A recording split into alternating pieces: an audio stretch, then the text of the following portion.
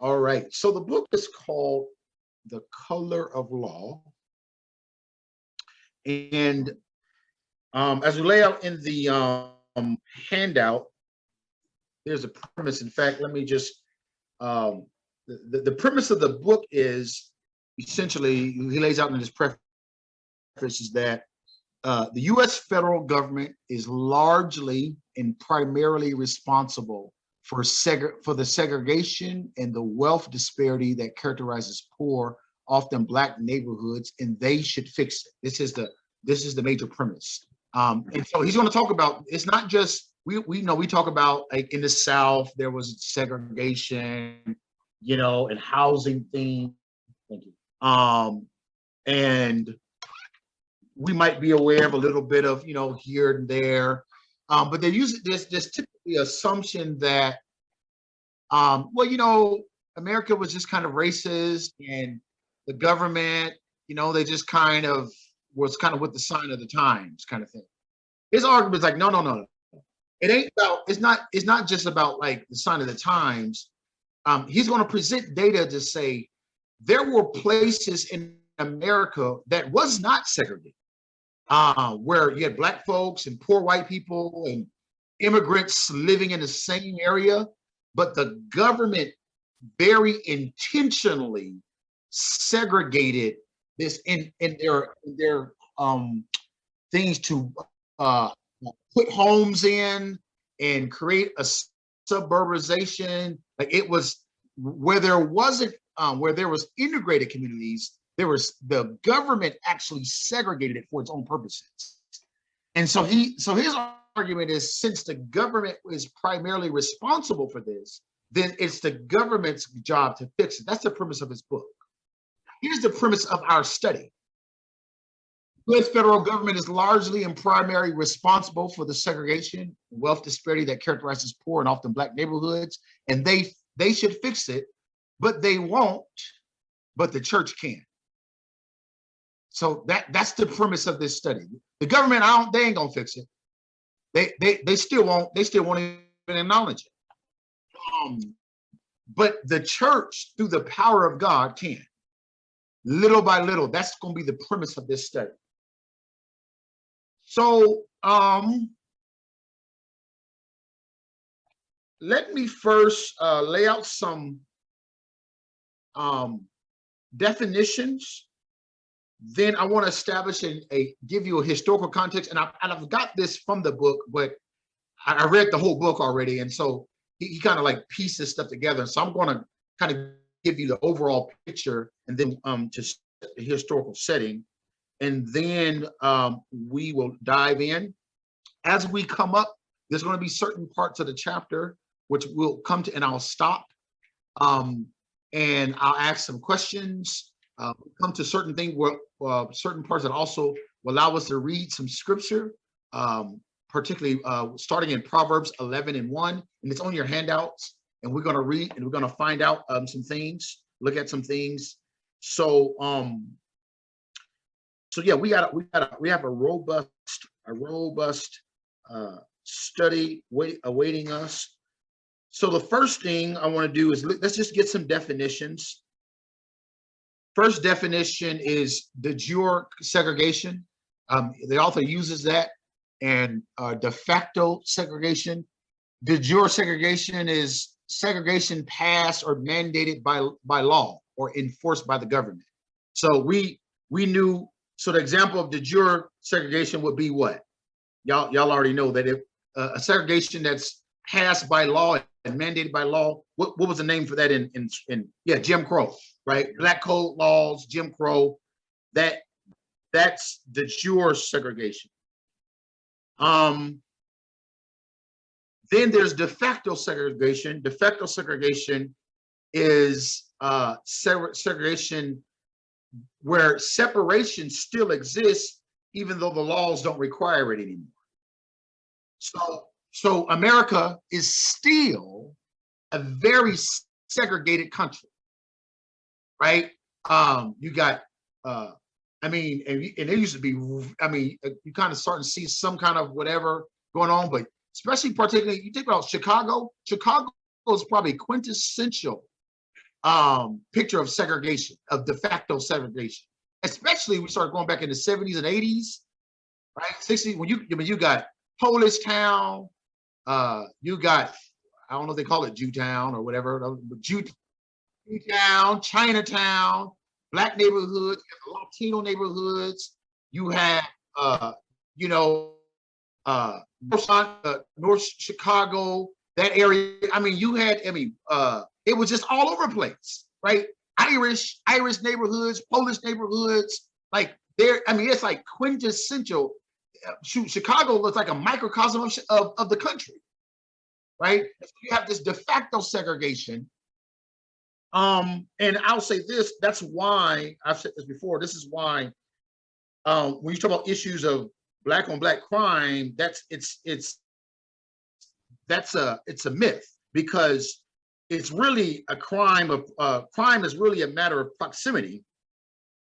And because we are still a highly segregated country, whatever crime I commit is going to be against people of my own. It's going to be against my neighbors, and since my neighbors are going to be people who look like me, it ends up being black on black crime. But it's not unique to black folks. And so that's that. So last thing is this is the other thing is ghettos. Now we've used that word kind of loosely, not kind of just to mean like the neighborhood or something like that. But ghettos, strictly speaking, on a sociological level, ghettos are neighborhoods created by public policy with a shortage of opportunity and barriers to exit. Ghettos were first, of course, used to refer to what happened in Nazi Germany, right? And Jewish people, right? They were busked and very intentionally put in particular neighborhoods where there was, in some ways, no physical way out. It was creating these barriers. And so sociologists have used that term to speak of what the government did to Black people in our country. And so, we use that's ghetto and all that, but strictly speaking, a ghetto is a neighborhood created by public policy with a shortage of opportunity and barriers to exit. So, and so what we're going to see then, as in this chapter 1, is we're going to see is that that what we call the hood and ghettos and stuff like that, this is something that the government has created. And this is very important because oftentimes we have bought into messaging from the government and from white supremacy that says, and we're going to see this more when we get to like chapter 3, chapter 4, and that kind of stuff.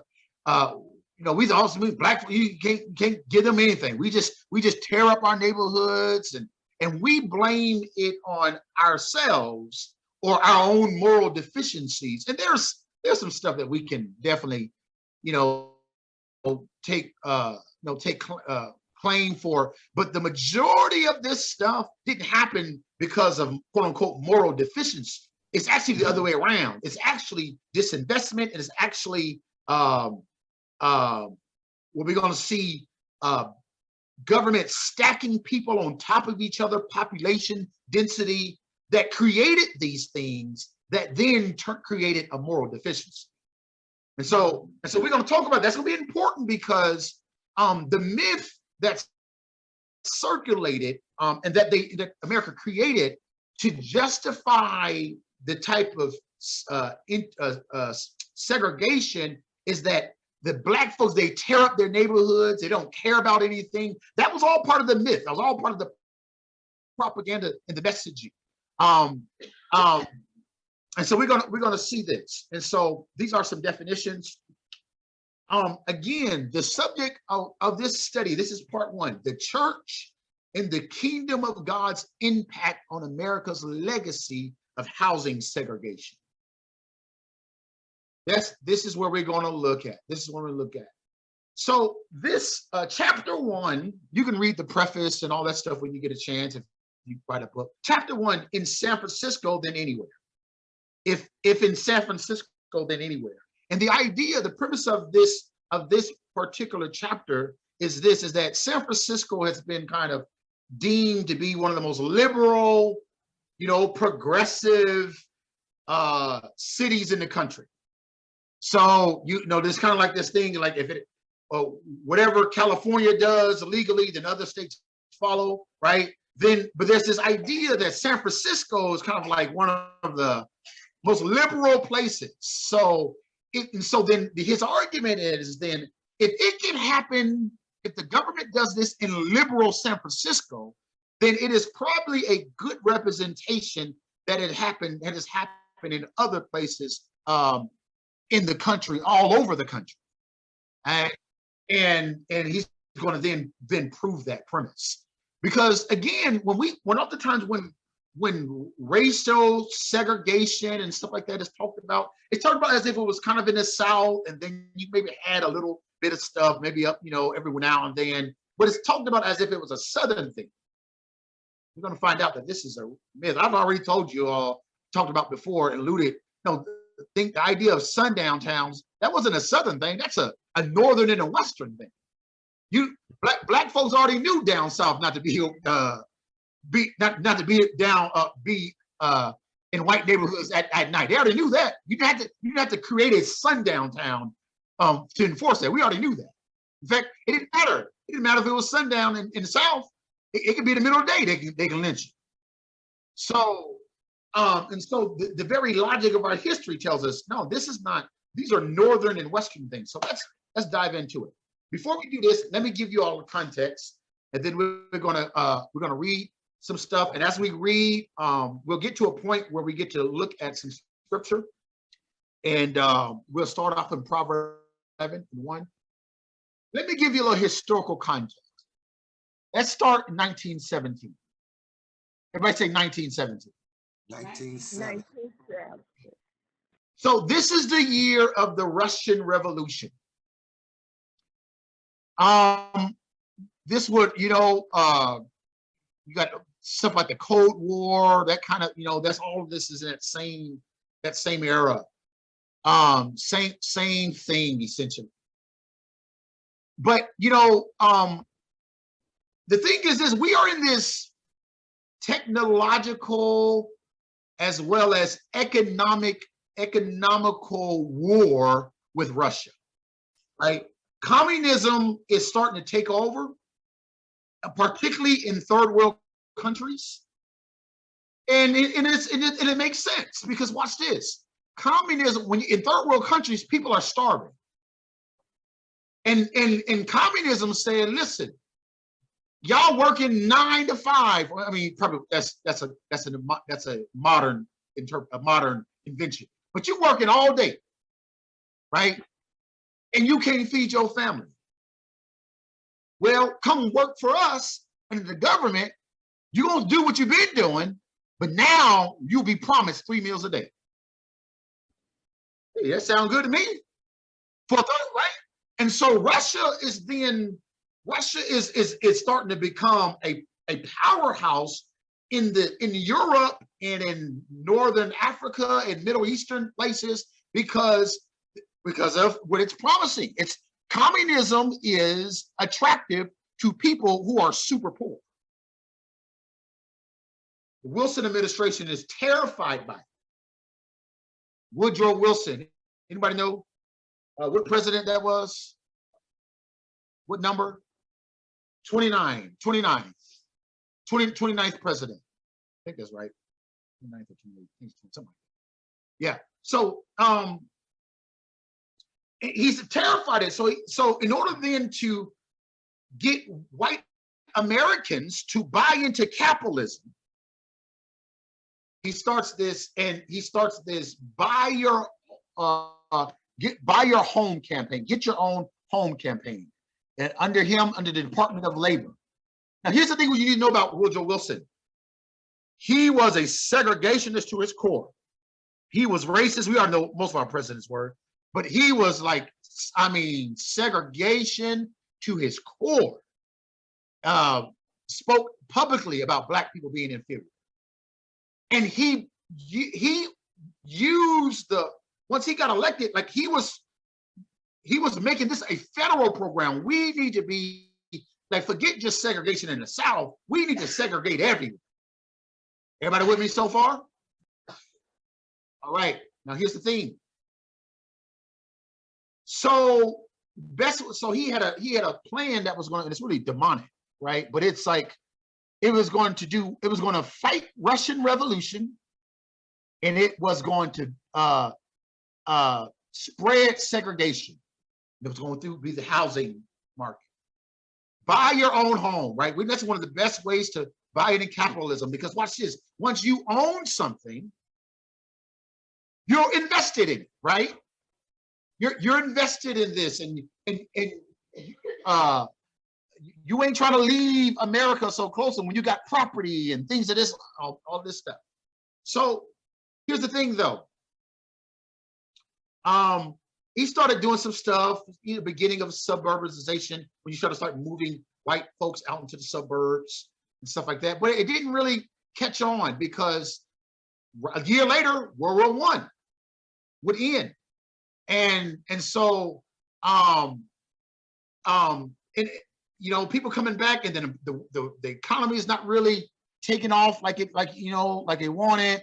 You got all these kind of different things we got to try to like rebuild, but it's just not taking off. So FDR, Franklin Delaware Roosevelt, he worked in Wilson's administration, and he would be the one that would really bring about the segregation. So Woodrow Wilson birthed the idea. It'd be FDR that would put it into practice. Under FDR, the FHA loans were started. These loans were largely about ensuring segregation and building up the white economy. 1930s hit, Great Depression. The majority of white people could not afford homes, so FHA loans worked in conjunction with the Public Work Association to give out these loans to mass developers and banks. I want y'all to pay attention to this. This ain't just about, it wasn't, the average individual couldn't afford the loans, but mass developers. I'm talking about people who had the money to build whole cul-de-sacs of homes, building whole neighborhoods. You ever go, we see these, sometimes you go to neighborhoods and you got like all these houses that look the same, and they're building a whole bunch of them, right? These subdivisions and stuff like that, right? Well, this is where these were the ones, and so they're building homes, 5,000, 10,000, 3,000, 6,000, building homes, and they are getting the loans, the money to build these homes from the FHA. And here's the thing, the FHA had explicit rules. You can only get the loan if you did not sell to any Black houses. That was the federal rule. Remember, Woodrow Wilson starts this, FDR was in his administration and picks this up. You cannot get it. You cannot get an FHA loan if you sell it to Black people. You have to promise not to sell or build for Black folks. In fact, it was so. This is when we talk about redlining. This is the nucleus of it. In fact, if you were in an integrated neighborhood, well, it was Black and white, because you had a lot of Black and white integration in various different parts of the country. You didn't qualify for the loan, so they would deny it. And so, so this is what happens. This is pushed and spread under the FDR's New Deal. Now let's dive into the book. So that's the setting. That's the setting. So let's dive into the book. And then I want you to, we'll look at we'll start in Proverbs, Any questions or comments about that before? Because see, we think, oh yeah, that was way back then. That's just kind of, we're going to show you how this thing was like all over the place. One of the things that I'm going to repeat and was going to come up in this lesson.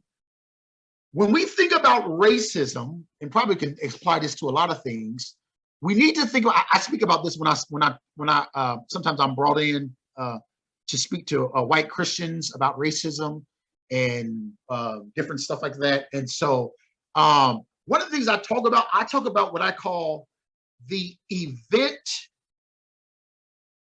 effect nexus. Nexus is just an academic term for connection. Nexus. It's called the event effect. Let me type it. Let me type it in the thing. Event effect nexus. Nexus is just another word for connection. Event effect. See, this is important because one of the reasons that our white brothers and sisters don't understand sometimes our contention about racism is because they have sometimes been conditioned to only look at racism as an event. So once the event or the occurrence has stopped, in their minds, racism has stopped. But I tell them, listen, there's an effect. It ain't just the event. That event has far-reaching effects. And so if we're going to talk about fixing racism, if we're going to talk about reconciliation and how the church, whether it's white churches and black churches working together, we need to be clear that there is an event effect nexus. Everybody with me so far? Yeah. So, all right. So let's dive into it. If San Francisco, then everywhere. So I'll ask for some readers from time to time. Let me start off though. We think of the San Francisco Bay Area as one of the nation's more liberal, inclusive regions. The federal, state, and local government explicitly segregated the population into distinct black and white neighborhoods in the Bay Area. It's a reasonable assumption that our government has segregated metropolitan regions everywhere and with at least as much determination. So let me skip right here. One of the seven brothers.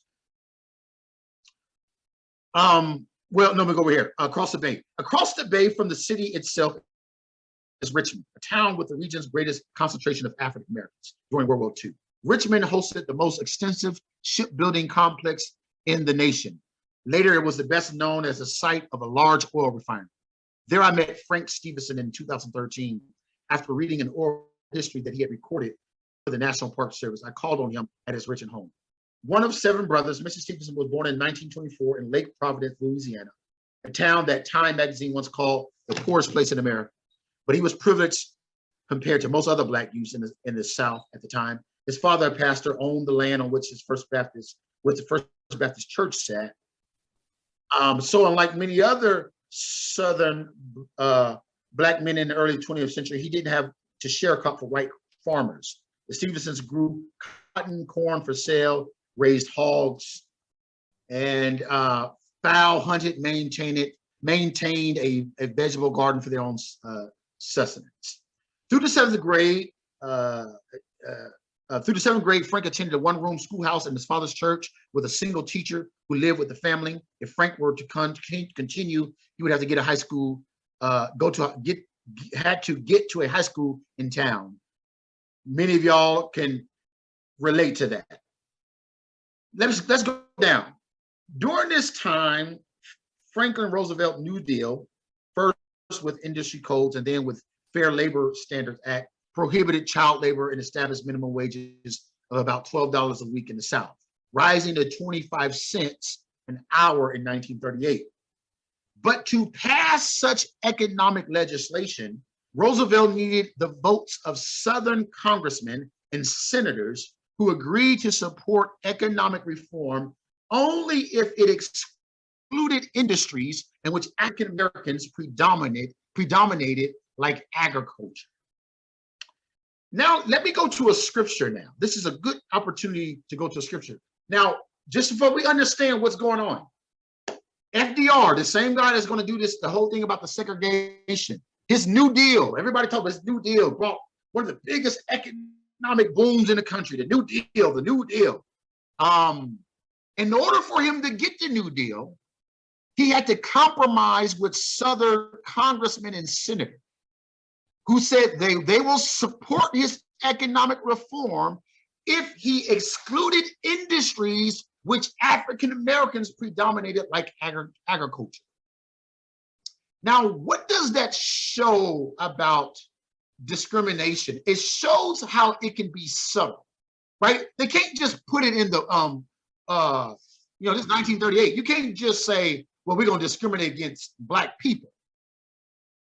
What you do is you discriminate against certain, in this case, careers, certain jobs that Black people are in.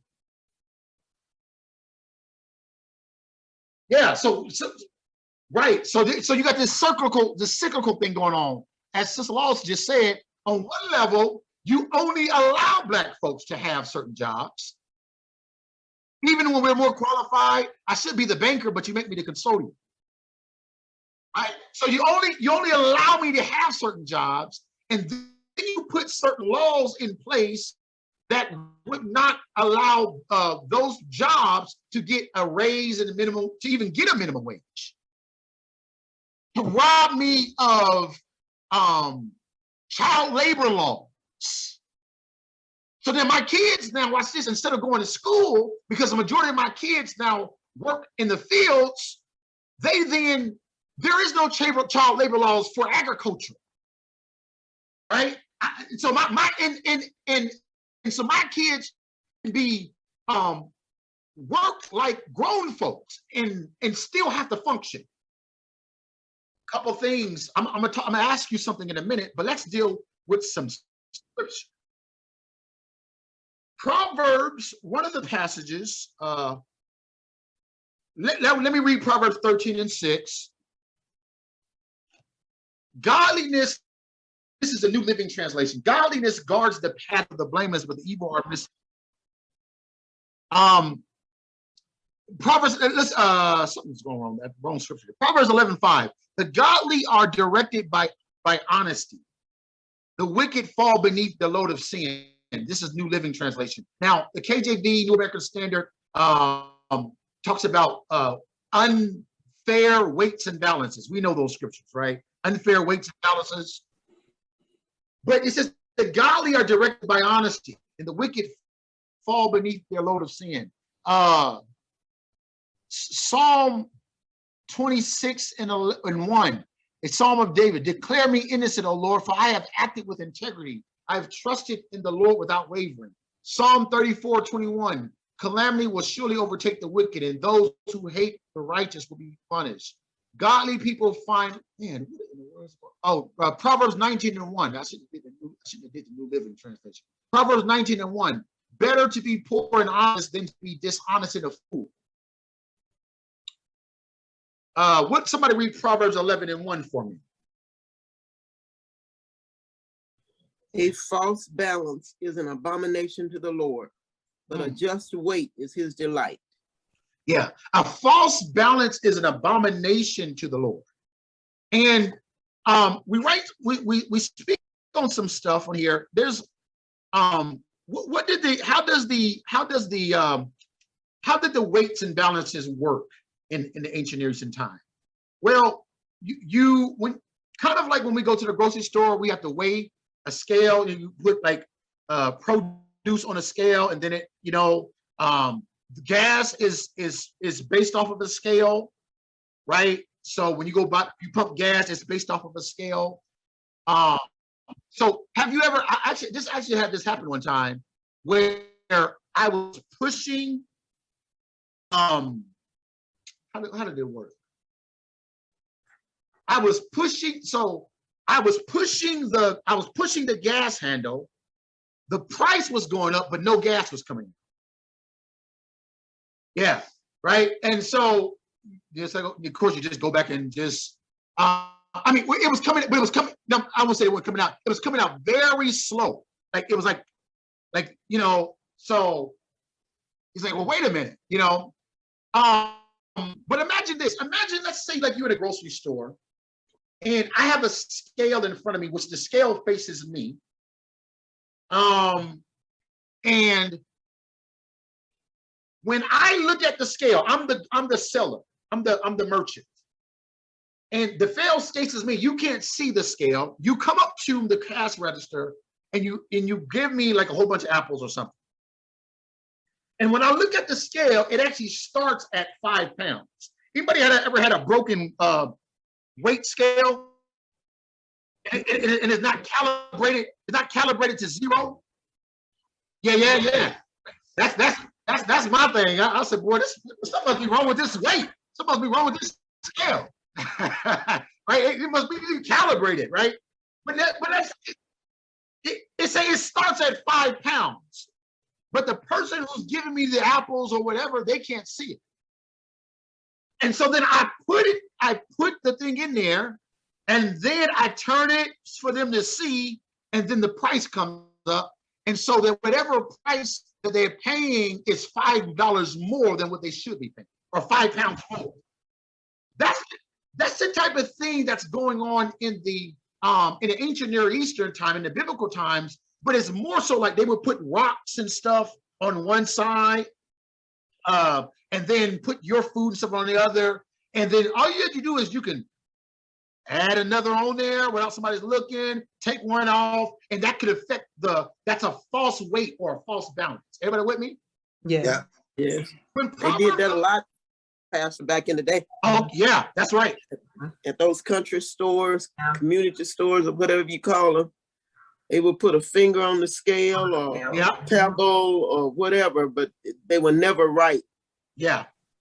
So that's the kind of stuff that was going on in the biblical times too. In Proverbs 11, the Lord hates it. He hates it. So Proverbs 11:1 is a thing about false and deceptive business practices. So when we look at, watch this. Now, what's the deception? Here is a false and deceptive business practice. And how is it deceptive? The federal government has a deceptive business practice. They're really targeting African Americans, but they're not saying it. How they target them indirectly by doing what? Targeting the jobs. Yeah, so you've excluded me. You limit me to certain jobs, and then you target those jobs. Now, but watch this. They can always tell. When they talk about it, they'll never say we try to target African Americans. You never say that this was a compromise to please Southern racist congressmen. And right, and the fact that what's this? And then this is the stuff that's happening all the time. And so it's a false balance, but it's a false balance that comes through deception that you can easily deny. Oh, no. You give it some other reason, but you know the real reason. And then watch this, it becomes difficult. It becomes difficult to prove. So black folks will say, man, this is crazy, right? We start talking about our experience. Well, why? Black kids go to school, and then they let out early. They go work in the fields. White kids get to go to school all day, and we're talking about the difference in experience. And what ends up happening is then they start coming up with reasons to justify that. Well, black folks is their attention span is not that good. Or black folks, they gotta know because they gotta help their paw. They gotta help them. And watch this, and then watch this, and then we don't even know it. Daddy made you. No, I don't know. No, well, baby, you can't. I don't want you. I mean, it was a lot of families that made their kids choose school over or working in the fields. Why? Because they had a quota to meet. And the thing is this. This is happening all over the country. And it's not just a matter of it is the federal government doing this. So cool. Let's keep going. Let's keep reading. So that's how his story. He moves then. I'm gonna skip across. He moves. This guy, the Stevenson brothers, they moved to Richmond, California. So it starts with his thing in Louisiana. He moves to Richmond, California. And so here's going on. So from 1940 to 1945, the influx of war workers resulted in Richmond's population exploding. Let me tell you what's going on. You got this World War I going on, and all of the material, everything is going to the war. Everything is going to furnish the war. And so they need people to work. They need people to work in the factories to help build tanks, to build whatever, like all this kind of stuff. And so you have the military, you got folks who are fighting the military, and then you have when particularly war workers, and the federal government is funding this. They're creating jobs. We need to push out more stuff. So they're creating jobs for people to help finance the war or build material for the war, whatever case may be. But all of our economics is centered around the war. And places like in Richmond, California, you have these factories. So from 1940 to 1945, the influx of war workers resulted in Richmond's population exploding from 24,000 to more than 100,000. People were coming, just like this, this man from Louisiana. People were coming. The word get out, man. They got money. They hiring folks. So the Richmond's explodes from 24 to 100,000. Richmond Blacks population goes from 270 people to 14,000 people. Like Frank Stevenson, the typical African-American studying in Richmond had a 7th grade education, which made these migrants an elite. Their educational attainment was greater than that of African-Americans in the southern states they left behind. With such rapid population growth, housing could not be put up quickly enough. The federal government stepped in with public housing. It was officially and explicitly segregated, located along railroad tracks and close to the shipbuilding area. Federally financed housing for African Americans in Richmond was poorly constructed and intended to be temporary. So you had public housing. I mean, they put them up real quickly. They're all shoddy. They're falling apart. They're only temporary. For white defense workers, government housing was built farther inland, closer to white residential areas. And some of it was sturdy, constructed, and permanent. Because Richmond had been overwhelmingly white before the war, the federal government's decision to segregate public housing established segregated living patterns that persist to this day. So it ain't just like, okay, well, okay, you already got white people over here, you got black people over here. No, you purposely create, and remember, you can't, the federal government, this is at the time with FHA loans, you can't get an FHA loan if you are going to integrate it or let black people going to be in. So you had loans, but this one wasn't even a loan. This is just the federal government building housing so that they can help their workers. And you build something for whites, and you build something for blacks, and they're shoddy. And the whites are permanent. Watch this. The Richmond Police, as well as the Housing Authority, pressed the City Recreation Department to forbid integration activities. Okay, let's go down. 20 projects within 24. Yeah. 20 projects with 24,000 units for both races built in Richmond during this period barely met the need. That's a lot of housing. For white workers, the federal government created a war guest program, in which it leased spare rooms from Richmond's white families so workers could move in as tenants. The government also issued low-interest loans for white homeowners to remodel and subdivide their residences. What are the benefits of that? Not only can you rent, you can make money off of renting off a room to these workers who are moving into this area. but we're also going to cause you to build equity in your home because we're going to give you a low interest rate to build this other component. Consistent with this policy, the federal government recruited one of the nation's leading mass production developers, David Bohannon, to create Rollingwood, a new Richmond suburb. Federal officials approved bank loans to finance construction, requiring that none of Rollingwood's 700 houses be sold to an African American. The government also specified that each Rollingwood property must have an extra bedroom with a separate entrance to accommodate an additional white worker. So watch this. Now you have, watch this. You have people who are already homeowners getting these low interest loans so that they can, but then you have people who wasn't homeowners at all, but they gave this money to these mass developers and they built these houses and to get them to sell them to white folks, and then they add an extra component so that when they come in, they can not only have a home, but they can start making money off of renting immediately. Although African Americans with fewer private options were more dependent on public housing than whites, the Richmond Housing Authority segregated projects did less to alleviate the housing shortage of African Americans than for white families. Not surprisingly, units for African Americans included many double-up families and illegal sublets. By 1947, when Richmond's Black population had increased to 26,000, half still lived in temporary war housing. As the government financed whites to abandon these apartments for permanent homes in suburbs like Rollingwood, vacancies in white projects were made available to African Americans. Watch this. One of these is going to talk about later on that he doesn't mention here. When they give them these loans, they oftentimes don't have to put anything down. It's free money.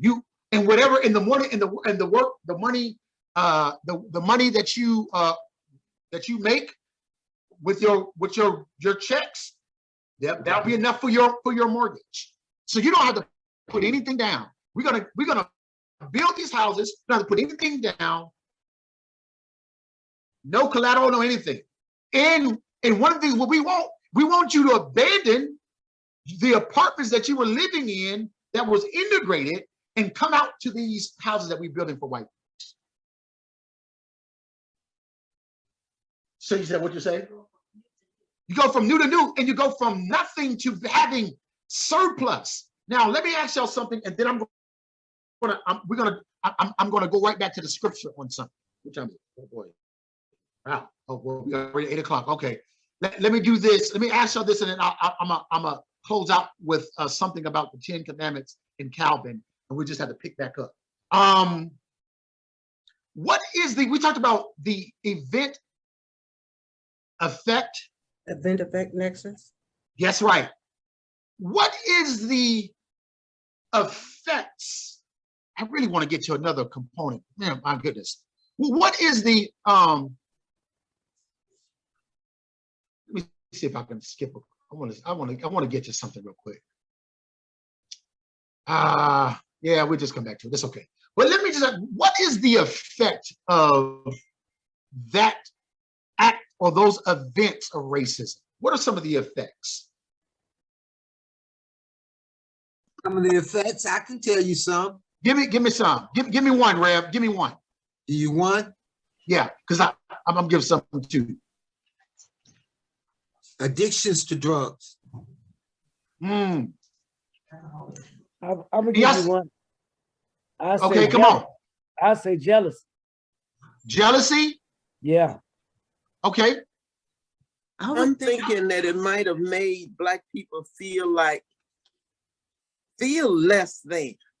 That they were not worthy, you know. Those that didn't have the houses was jealous of the ones that did have the house. Sure. Yeah, but mental health. It affects the youth as well, where they ought to be worrying about children's stuff and youth stuff. They have to deal with the adult stuff sometimes. Yep. Watch this. And here's this. Here's another one. This is a real important one. So remember, like a place like in Richmond, California, you didn't have there was no space. So while you're building homes for white people, it says,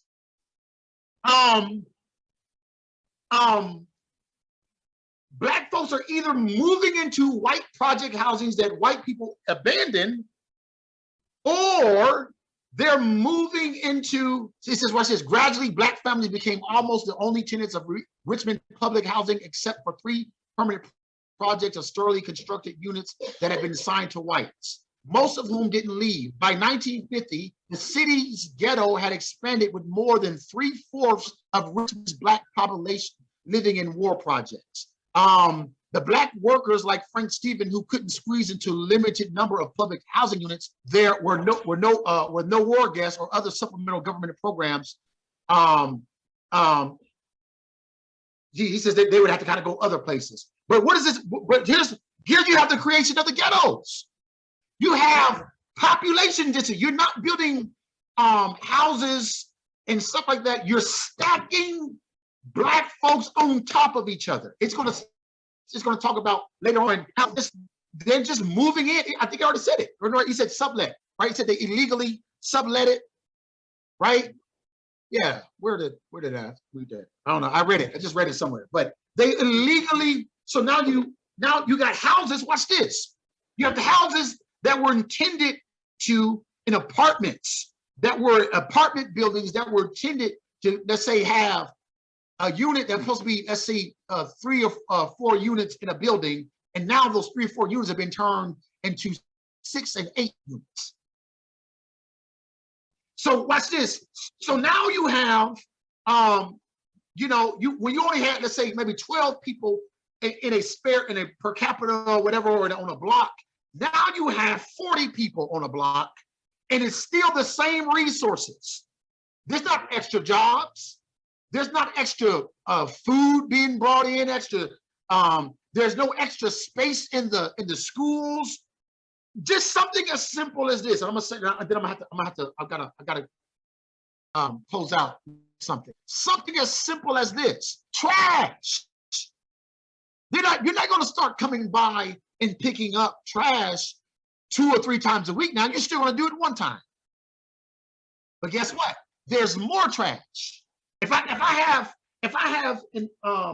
there's 5 people living in a house at one time, and now there's 15 people living in that house, we're naturally going to have more trash. But you're only going to pick it up once. And so guess what? When you don't pick that up, but once, now it overflows. It's overflowing. Now the wind is blowing it up, and you got all this kind of stuff. And when they say, see they nasty. No, it's not about nastiness. It's about population density. You have done all of this, and then put in all the stuff that y'all talked about. So guess what happens when the neighborhood begins to deteriorate? You blame it on those who are there. Here's what I want to do. So Proverbs 11 talks about, we're going to pick back up. Proverbs 11 talks about a false balance is an abomination to God. This is this is not only in Proverbs. You get this language in Leviticus. You get it first in Leviticus and Deuteronomy. In Leviticus and Deuteronomy, it's pretty much the same language. But here's what I want you to understand: the laws in Leviticus and Deuteronomy, there's a good argument that they are just expansions of the 10 Commandments. And so this would come under the false balances. Would come under what 10 commandment you think? The false business practices. What commandment do you think? Yeah, do not steal or defraud your neighbor. John Calvin, the great reformer, and y'all give me about 5 minutes. I know I underestimated. I underestimated y'all. Sister Law says, is that a Baptist 5 minutes? John Calvin talks about, in his commentary about, in the Church Institutes, in the commentary about thou shalt not steal, he talks about there are 4 types of theft. You can thievery through violence, i.e. robbing a person. Number 2, through malicious deceit, like fraud. you know, like embezzlement, you know, those kind of things. I think that I'm investing something, you know, and then you go, you know, like the thing that happened with John Q, right? The movie, you're paying all this money to the insurance, and then they sell your stuff and do kind of whatever, and now you've been paying, and you're still paying. It ain't like they stop you, you just stop your stuff, but it's fraud, right? Number three, you take somebody through legal means, take somebody's stuff through legal means.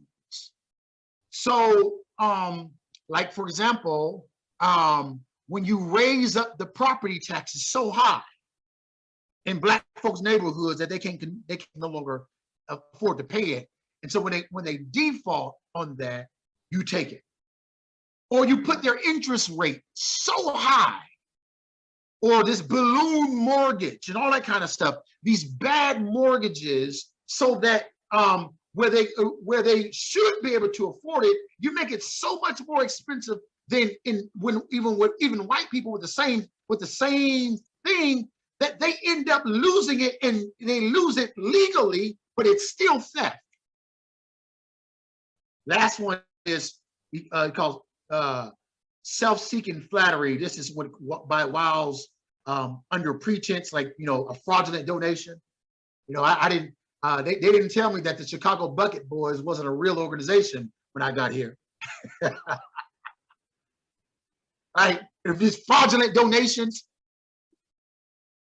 I said, hey, why y'all? That's man, this is nice. Y'all trying to go to college and everything here. You know, they didn't tell me that. They didn't tell me that it wasn't a real organization, right? But so these four types of theft, and that's under this "thou shalt not steal." When we look at right now, when we look at what we described, which ones do you think? Which one is it fits? What definitions of stealing would it fit? You think? Yeah. One, I think 2 and 3 for sure. 2 and 3. You create it in the laws so that you can do this. And how are you robbing them? How are you robbing? You're robbing them because you're defrauding me of an opportunity and a resource that I should naturally have.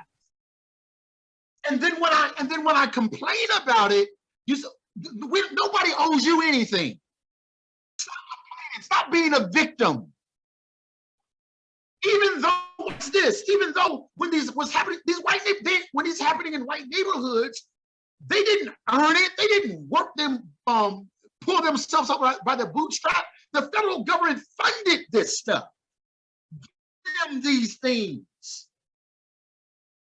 And so it starts to, when we start thinking about, and we're gonna have to close out, but when we start thinking about "thou shalt not steal," we start thinking about unfair weights and balances as we go through this. We're gonna start talking about what does it look like to overturn that.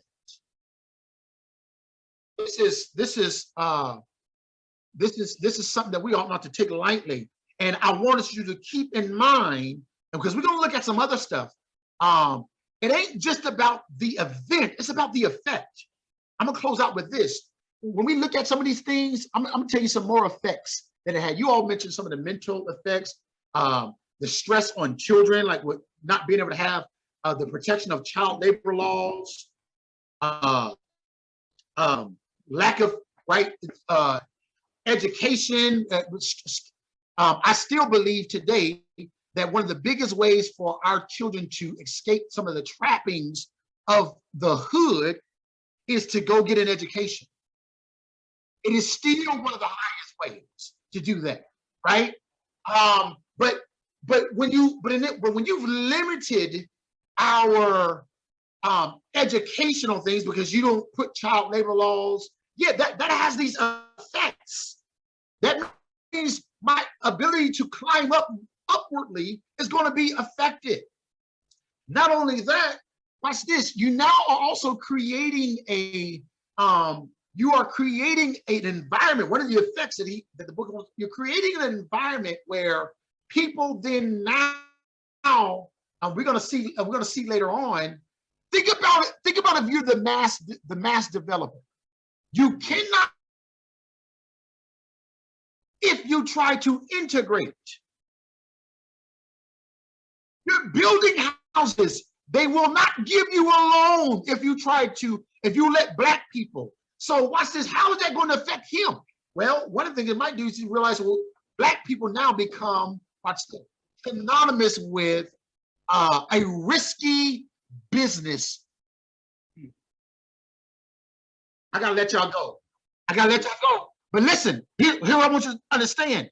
We still have that mentality today, where we automatically think that doing business with Black people means risky business. Sure. And remember I talked about internalized racism? Yeah, right? We start to internalize this stuff, and we don't know that this is stuff that has been propagated by federally government legal laws, because somebody said, no, you start being jealous, or you're going to start being, you start, and somebody else said, we start thinking, what's wrong with us? And at some point, when we ask that question, what's wrong with us? We can only answer it based on what we see. So we start looking around, and then we start saying, see, y'all, what's wrong? Yeah. That's what I meant when I said it eventually makes us actually feel like we are less than. Absolutely, Sister D. Absolutely. Well, and Pastor, it's something that was taught in my house, in my home. Yeah. It was taught in my home that white is better. Yeah. My mother would not. We were homeowners. My mother and father was a homeowner, but she wouldn't let no Black people work on her house. We're gonna talk about later on about how we got when we actually started becoming homeowners. That's a whole nother chapter. But here's what I want you to understand. The Black church has always been at the center of the Black community. And part of what we are going to have to do, and I'm gonna close up with this, but part of what we're going to have to do is we're going to have to restore Black dignity. And what I mean by that is when we start thinking that we're less than, we start forgetting that we're made in the image of God too. And it's going to be on the Black church to not only address some of these systemic issues, but then figure out very practical ways to restore Black dignity. And I'm gonna tell you, when we start talking about home buyer, towards the end of this, I'm gonna start talking about some practical things that we can start praying about, industries that we can potentially get involved in. But we're gonna have to start thinking about this thing a little bit different.